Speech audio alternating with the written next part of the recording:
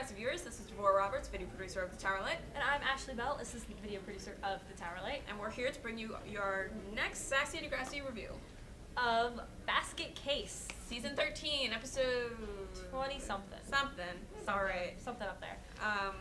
So to start off this episode, we have our big plot line with Miles, who is still going through daddy issues. Best way to put it. And also going through a little bit of girlfriend issues this episode. So after reviewing last episode where we discussed how Maya and Miles had no problems whatsoever, they basically listened to our complaints and went, all of the problems. I understood Maya this episode. Yeah, the actually dude was on our being side. completely over the top melodramatic. Like Degrassi usually does. Yeah, he's like, so basically what happens is that Miles' parents are going out of town or something. For a weekend because it's the best plot device ever. And so he decides, I missed a part. Drew comes in, is like, I'm your babysitter, basically.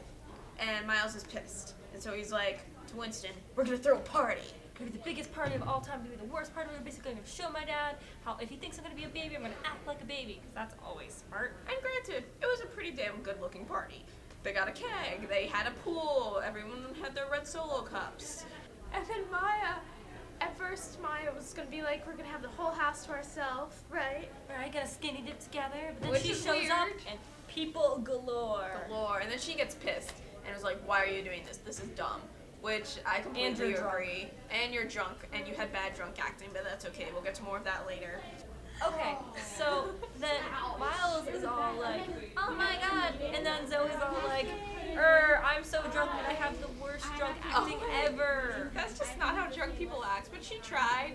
I guess. I'll give her that. And then she's all, let me take off my dress now, very easily, though she's drunk.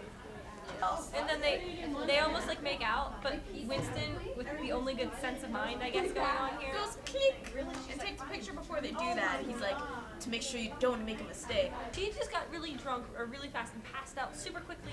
And so they start to take Zoe somewhere. And then they take a picture with Zoe passed out. They take this picture of Zoe while she's passed out drunk going, ammo for later, like douchebags. That's rude. Don't do that. Don't ever do that. So don't do that. That's rude, guys. Like, 15-year-olds and 16-year-olds out there who might be watching Degrassi for whatever reason, don't do that.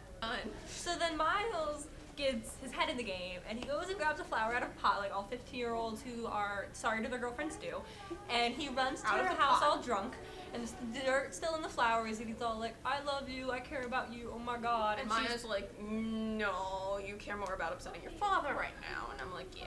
She's basically being like, if you really care that much about your father, which you do, or else you wouldn't go through all this trouble, then why don't you actually not just give him a reason to like be mad at you, which hits him in the head because he's drunk, I guess, drunk realization. Drunk epiphany. Basically. And he's like, yeah, you're right. And then he's all mature about it and helps clean up the party, and he tells his dad the truth, and he's really good about things, and yeah. So, yeah, that happened. End of his storyline. Him and his father barely smiled at each other. It was nice. Can I just point out the irony of, like, taking the flower out of the pot? Anyway, I was amused by the sentence. Okay, moving on to another storyline with Drew and Claire. Drew and Claire. Basically, Drew had kind of two storylines going on since he was babysitting Miles, but then he was also had the whole Claire thing. Okay, so Drew and Claire. Basically, Claire, the beginning of the episode anyway, she just had all these sexy dreams about being with Drew. And it was like a throwback to back when she had vampire dreams about what's his face with a nice smile and nice pretty eyes. Declan, she likes guys with D names. She likes to dream about D named guys. She wants the D. So then she's talking to Allie in a bathroom, like, what should I do? I had all these sexy dreams about Drew. And she's like, boundaries, like a smart best friend would tell you. And then, of course, Claire, first opportunity, Drew asked for help with the little puppy dog eyes. She's like, I'll help you so much. Which, let's be real, nobody could say no to that face. Nobody. No, he was really sad. I would have helped him too. Because he got this, like, text from his boss or whatever going, I need all this work done by tonight. That was Miles. It was actually Miles sending Being a prank text, and he did all this work for, like, nothing. So Claire and Drew decide to do that, but then they get all that work done, and then Eli shows up. Eli's back, guys. It's so cute. So adorable. Can you see that smile? I know. It was pretty cute. It was really adorable. Eli it was just really adorable. I missed Eli. You didn't know how much I missed Eli, even though I've only seen like 5 episodes with Eli in it. but he was cute. It was was. a thing. Claire's all about to like basically confess her feelings to Drew because obviously there's some chemistry going on But there. Eli's there, and it's great. And she's like, okay, and then Drew saves her, and it's like, yeah, bungee jumping, that's cool, even though they already did that. And so anyway, yeah, that ended. I thought it was fine, that storyline. I really liked Eli coming back, and I Drew hope we was see good more about of it, knowing that they were in a relationship and basically kind of covered for her and being all awkward. So that was good. So Dallas being the best bro he can be, starts his shot. We have a shot of it. I'll put it right here. But it's first time you see him, he's like in this hood, like ready to be in a music video, like super intense, staring off in the distance. So you'll see that right in front of us. And it was just the best. It was hilarious. Basically, he's watching what's his face? Leo. Super. Why does this always happen? Every review, you can't remember a name, but I do.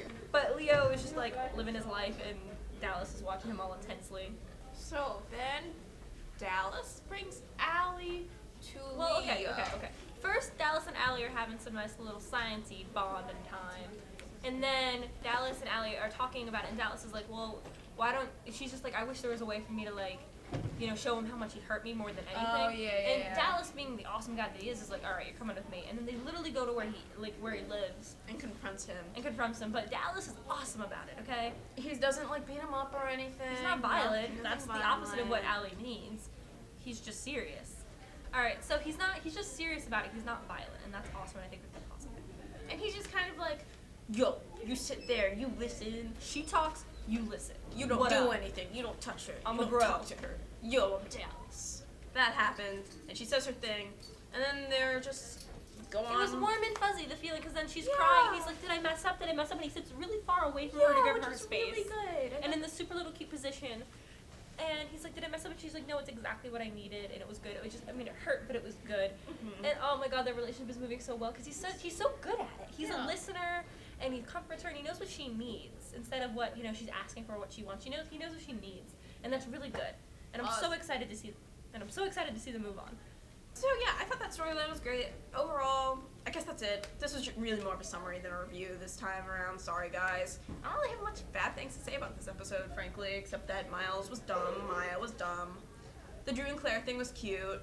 Eli especially was cute. Dallas was perfect. Dallas was lovely. When Dallas did that and, happen? like, high points of this episode were Dallas and Eli, and then low points were Miles and Maya. Mostly Miles. Mostly Miles. And lowest point was Zoe. Oh yeah, Zoe existed. God, she existed. So what'd you give this grade? I guess Grade this before somebody else comes. I would give this a B plus. Really, I'm just gonna give it a solid B. Not even a plus. Like, I liked it, but it wasn't enough epicness of Degrassi for me, and not enough realness to it. I think it's really Miles and Zoe pulled it down. But yeah, Zoe and Miles pulled it down. Maya was okay for me. She wasn't my favorite. She was okay. She's just But a solid B overall. I thought it was pretty good, but I've definitely seen better in Degrassi past. So, oh yeah, that's it. Sorry, this review didn't add anything to the episode. also sorry it's up a day late since we know that's about to happen. Yeah, there was just a lot of people. That's too much editing involved, so we'll try to get it up on Wednesday next week. Sorry, it's up on Thursday. Yeah. So tell us what you thought. Comment below. Tweet us at TowerlightVideo. Follow us on TowerlightVideo on Follow Twitter. us. And subscribe. Subscribe. Yeah. See you next week. See ya. That's a Sassy Degrassi review.